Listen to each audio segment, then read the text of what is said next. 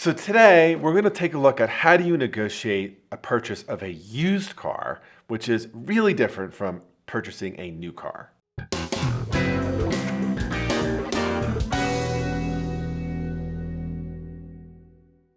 So today we're on the negotiation thread of Reddit. I'm going to take a question from the Advocate Devil. Hello all. Here are the key points about the vehicle I'm interested in. Oh, so this person is trying to buy a car. Been sitting for 40 days on the lot, $900 over market value, pre-owned, lots of modifications to the body, and is on a lift. This makes the market a little narrow for this sort of vehicle. The Carfax looks great, except for one accident. Doesn't look significant. Current price is $20,000 online price, but the KBB cash offer is $11,500. How would you negotiate this vehicle down to the lowest possible price? Okay, so this is going to be really different from many of my videos because anyone who watches these videos knows that I'm always talking about the importance of interest and creating value.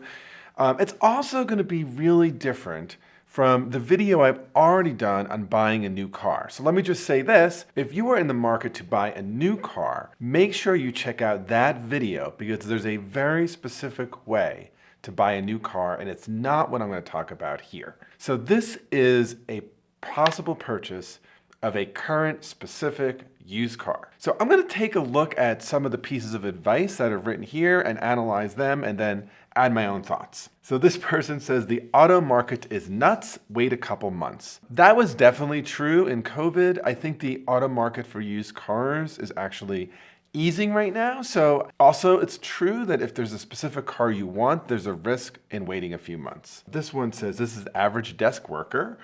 Responds saying tons of research. Look up every car with the same year, make, model in about 100-mile radius. Keep them all in a spreadsheet and sort by mileage. Note if they're certified pre-owned or pre-owned. Certified should be more money. Make a note of whether any have been in accidents. When you go in, you'll know what is reasonable to pay and what's not. I've gone in and shown dealers my spreadsheet. Saved me about $5,000 on my most recent car. So I am going to give a big thumbs up to average desk worker because this is really good advice, right? Basically what is being advised here is an important piece of preparation whenever you're in a negotiation, and that's trying to get objective criteria. And so by looking at similar cars with similar mileage in the local area, you get a real sense of what is reasonable and what isn't reasonable. And that helps you in a number of ways. So as average desk worker says, it obviously helps you in the negotiation. The other thing it really does is protects you from getting taken advantage of. Because I think one of the ways in which car dealers are highly successful in, maybe intentionally, maybe not intentionally, but essentially duping people, is that many consumers are not that educated. And the more educated you are, the more effective you're going to be in a negotiation, and the more the little red light is going to go off if you're with somebody who's trying to take advantage of you. Okay, here's a piece of advice. This person says, always be willing to walk away in the beginning. You can always come back later. So let me just say something about this. Whenever you go into a negotiation, you should always be willing to walk away. But what makes you decide whether to walk away is the big question, right? Are you walking away as some kind of theatrical tactic? That's not something I would recommend. However, you should walk away if your BATNA, your best alternative to a negotiated agreement, is better than whatever's being offered. And so that suggests that one way to think about this negotiation, right? If you know you really want this car, it still may make sense to spend some time thinking, if I don't get this car, is there another car that's maybe my second choice that I would be happy to get? Or whatever I'm going to do if I don't make this deal.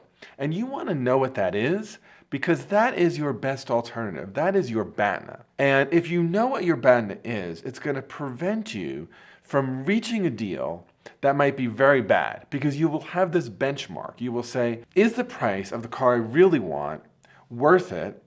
Or am I overpaying because this BATNA is better? I want to pay a particular attention to the response here from Jeffries, I guess, who apparently was a car salesman or is a car salesman because it's quite interesting. So Jeffries writes, as a veteran car salesman, spend an hour or two with the salesperson. Test drive, build rapport, ask questions about the vehicle, seem extremely interested, drop hints that you're ready to buy now. Then name your price.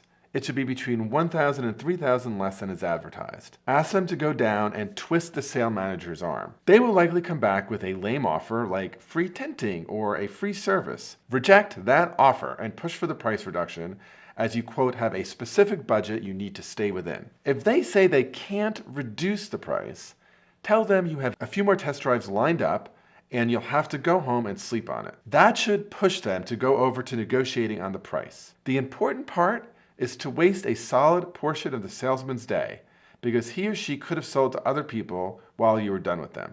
Do not give in to their charm. We are a crafty bunch of people, and we're more than happy to act all buddy-buddy with you if it means we'll get your business. Stay professional, yet pleasant to deal with. That'll help them decide on whether they even want to give you a discount. Okay, so I want to say, I think this is really terrific advice. One of the things about this question is that it's almost set up as a negotiation that is going to be a haggle. One of the reasons why I actually don't like car negotiations is because they are often haggles. It's one of the reasons why, let me say again, if you're buying a new car, this is not the video you should be watching. You should go watch the one on buying new cars. But if there's a specific used car, I like this advice in a lot of ways. So first of all, I'm going to put it in more negotiation terms. This idea of building a relationship, I think, is really, really helpful. The other thing that's happening here, though, is that this is a suggestion that the buyer is increasing the cost of the sale to the salesperson and therefore getting them into a psychological dynamic which is called that escalation of commitment trap. So the more time the salesperson is spending with this buyer, the more likely that they're willing to work harder to get the deal, because for them, not getting the deal will feel more like failure. Moreover, there's a sunk cost situation here. And so this may feel pretty bad, but I think it's something actually worth thinking about. I think the other thing that I like about this, it's not really dishonest, because our friend here, the advocate's devil, said he really did want the car. If you really weren't that sold on the car, I question acting interested just as a ploy or just as a tactic, but that's actually not what's happening here. This is somebody who really wants the car, and the signaling, and it's kind of counterintuitive, right? Because I think often we might think, don't look too interested, because then they'll think they trapped you. But I think what the car salesman is saying here is, if you look interested, the salesman will spend a lot of time with you, and then you're spending a lot of time negotiating such that you're motivating that salesman to really work hard to get the sale. One more piece I want to pick out of this advice is where he says be polite and professional. Because if you are likable, it will motivate the salesperson to actually work harder for you. If you are confrontational, if you are annoying, if you are making this feel like you're in some kind of, souk or flea market, the salesperson might be like, you know what, I give up on you, or you're not worth it. Advocate's devil, you got some really good advice here. I'm so curious as to whether you actually got the car. I hope you did. To summarize, I would say the following. First, do your homework. Know what the criteria are. Really, really important. Second, be prepared to walk away, but not as a tactic, only if walking away is better than anything you're being offered by the car dealer. So in other words, know your BATNA, your best alternative to a negotiated agreement.